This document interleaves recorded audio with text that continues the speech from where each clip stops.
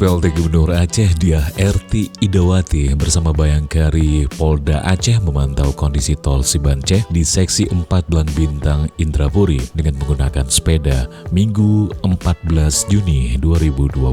Diah mengatakan pembangunan jalan di seksi 4 sepanjang 18 km yang telah ia lewati sangat nyaman dilalui. Ia berharap seksi 4 bisa segera dibuka untuk umum seiring selesainya pembangunan di beberapa seksi lain. Dia menuturkan jika sudah selesai rute di 5 seksi dari Baitussalam ke Padang Tiji, insya Allah waktu tempuh masyarakat akan semakin singkat. Bila sudah terhubung hingga ke Medan, Sumatera Utara, insya Allah lalu lintas barang dari dan ke Aceh juga akan semakin cepat dan juga lancar. Tol Sigli Banda Aceh dengan panjang 74 km tersebut akan menghubungkan kota Banda Aceh dan Kabupaten Sigli. Kehadiran tol tersebut diharapkan dapat memangkas waktu tempuh dari Banda Aceh ke Sigli dan sebaliknya menjadi sekitar 1 jam perjalanan yang awalnya memakan waktu 2 jam hingga 3 jam.